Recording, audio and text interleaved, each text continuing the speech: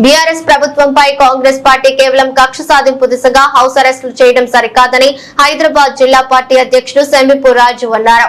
Party కార్యాలయంలో ఏర్పాటు చేసిన మీడియా సమావేశంలో మాట్లాడుతూ కావాలనే పోలీసులు నన్ను బలవంతంగా లాక్కు వెళ్లు ప్రయత్నం చేశారన్నారు.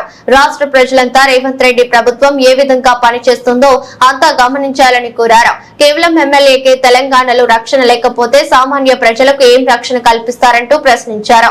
ఖచ్చితంగా ప్రతి చర్య ఉంటుందని సవాల్ విసిరారు. ఈ కార్యక్రమంలో పలువురు బీఆర్ఎస్ నేతలు పాల్గొన్నారు. ఇవాళ మా కేసీఆర్ గారి నాయకత్వంలో కేటీఆర్ గారు హరీష్ రావు గారు ఆదేశాల మేరకు నిన్న గౌరవనీయులు పెద్దలు మా జిల్లా పార్టీ అధ్యక్షులు శంబీర్పూర్ రాజు గారు నిన్న పిలుపివ్వడం జరిగింది. ఇవాళ మా బీఆర్ఎస్ పార్టీ ఎమ్మెల్యే అని చెప్తున్న గాంధీ గారి ఇంట్లో ఇవాళ సమావేశం ఉంటుంది. మన బీఆర్ఎస్ పార్టీ కార్యకర్తలు అందరూ ముఖ్య నాయకులు అందరూ కూడా రాండని ఇవాళ పిలుపివ్వడం జరిగింది. ఇవాళ మేము పిలిపించిన తర్వాత తెలంగాణ రాష్ట్ర వ్యాప్తంగా ప్రతి గ్రామంలో, ప్రతి వార్డులో, ప్రతి డివిజన్లో మా ఎమ్మెల్యేలని, ఎమ్మెల్సీలని, మాజీ ఎమ్మెల్యేలని, మాజీ ఎంపీలని, సర్పంచ్లని, ఎంపీటీసీలని, కార్పొరేటర్లని, మున్సిపల్ చైర్మన్లని, బీఆర్ఎస్ పార్టీ కార్యకర్తలని, ఉప సర్పంచ్లని, వార్డు మెంబర్లని, కేసీఆర్ గారి ప్రతి అభిమానిని, కేటీఆర్ గారి, హరీష్ రావు గారి ప్రతి అభిమానిని ఇవాళ పోలీసు వాళ్ళు అరెస్ట్ చేసి ఎక్కడికక్కడ హౌస్ అరెస్టులు, పోలీస్ స్టేషన్లో నిర్బంధించి ఆఖరికి ఇవాళ పొద్దున నేను రాజు గారు ఇక్కడి నుంచి బయలుదేరి మేమిద్దరం వెళ్తాము, మా బీఆర్ఎస్ పార్టీ ఎమ్మెల్యే అంటున్నాడు కదా, గొడవ అవసరం లేదు, తను కూడా స్వాగతించిండు. నేను మీడియాలో చూసినా కలిసి వస్తాము, తీసుకొని వచ్చుకుంటామని కేసీఆర్ గారి దగ్గర తీసుకుపోతామని నేను ఎంత చెప్పినా పోలీసు వాళ్ళు వినకుండా ఇవాళ నన్ను రాజుగారి ఇంట్లో అరెస్ట్ చేయడం జరిగింది. నేను ఒకటే అడుగుతా ఉన్నాను, మరియు నిన్న పోలీసు వాళ్ళు దగ్గర ఉండి గాంధీ గారికి ఎస్కాట్ ఇచ్చి ఆ గుండాలని తీసుకొని వచ్చి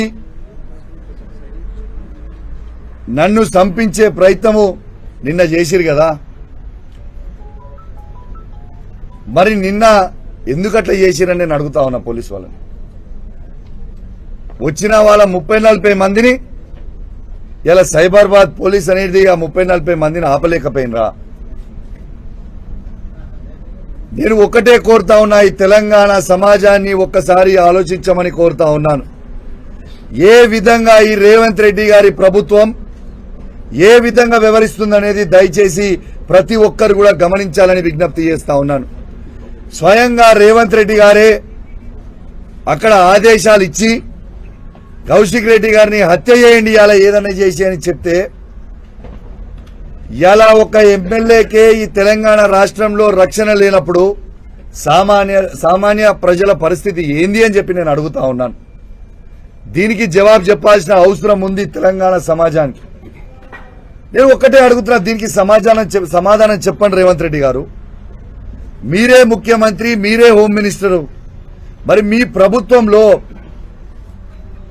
మీరు మొన్న కోట్లాది రూపాయలు ఇచ్చి జాయిన్ చేసుకున్న గాంధీతో పాటు గుండాలని 30-40 మంది గుండాలని సైబరాబాద్ పోలీస్ ఆపలేకపోయిందా? మీరు ఈ సమాజానికి ఏమి చెప్పదలుచుకున్నారని చెప్పి నేను అడుగుతా ఉన్నాను.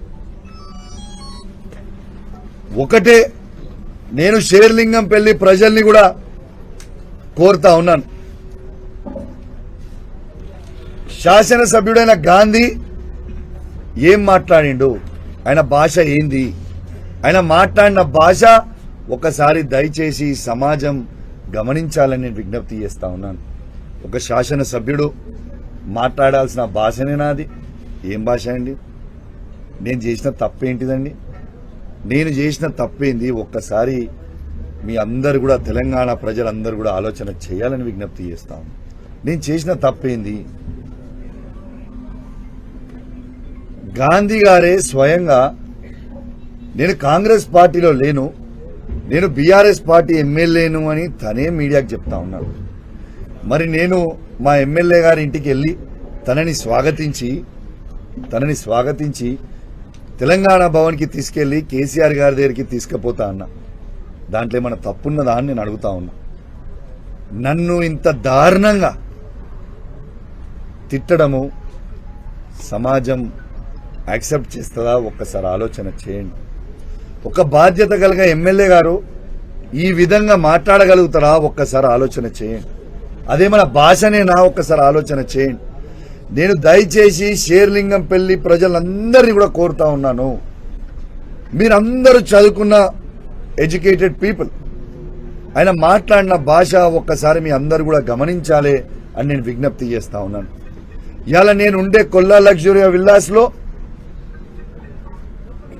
ఆ విల్లాలో నేను ఒక్కనే ఉండా. నాతో పాటు 69 కుటుంబాలు ఉంటాయి. చిన్నపిల్లలు ఉంటారు, మహిళలు ఉంటారు,